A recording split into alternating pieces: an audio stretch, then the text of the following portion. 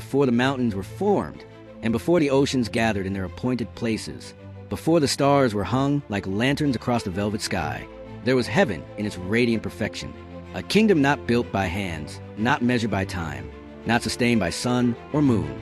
The glory of God himself was its light, and in that brilliance stood hosts of angels, countless beings, each reflecting a fragment of their Creator's majesty. Among them, one shone brighter than the rest.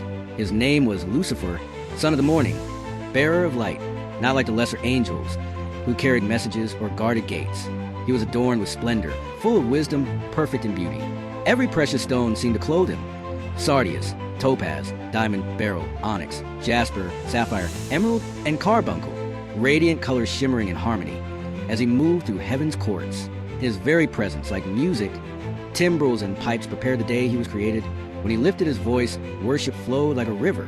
Lucifer was an anointed cherub who covered, standing near the throne of God in the holy mountain where fire and glory mingled, walking among stones of fire, unharmed, reflecting the brilliance of the Almighty, of all created beings. He held a place of honor, his duty not merely service, but leadership and praise. When the angels gathered to exalt the Most High, Lucifer's voice rose first, clear and powerful, guiding heaven's anthem. For ages beyond mortal counting, harmony reigned. The angels rejoiced in obedience. They did not question the sovereignty of God, for his authority was righteous, life-giving. His holiness the foundation of all things. His love, the current that sustained every heart. But within Lucifer, something subtle began to stir. It did not begin with rebellion. It begged, and with reflection, as he moved through heaven's splendor, he became aware of his own radiance. Other angels looked upon him with admiration. His wisdom surpassed many, his beauty unmatched. At first, he gave glory where it belonged. All praise to the Most High, he would proclaim, bowing before the throne. Yet, over time, a seed of pride took root, a thought unspoken, a whisper in his mind. Why am I not seated higher? It was a dangerous question. Lucifer began to compare himself not with other angels, but with God. He observed the throne, the central seat of authority from which creation flowed, and he desired it. Desire, when directed toward God, becomes worship, but when directed toward self, it becomes rebellion. In secret councils, he began to speak. Brothers, he would say softly, have you considered our strength, our beauty, the power within us? Why should all authority rest in one alone? Some recoiled, some listened. The rebellion did not erupt in chaos at first. It spread like a shadow across light. A third of the angels were drawn by his charisma. They admired him, they trusted him. Then the day came, pride fully ripened. 5 declarations formed within him, bold and defiant. I will ascend into heaven. I will exalt my throne above the stars of God. I will sit upon the mount of the congregation. I will ascend above the heights of the clouds. I will be like the Most High. Each I will a step away from humility. Each ambition a direct challenge to divine authority.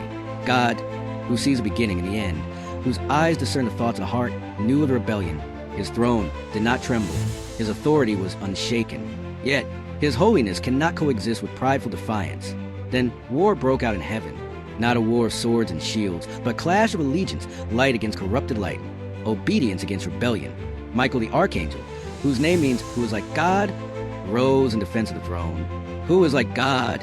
He proclaimed, his voice echoing across the heavens, a declaration of truth, not a boast. Lucifer and his followers stood in opposition.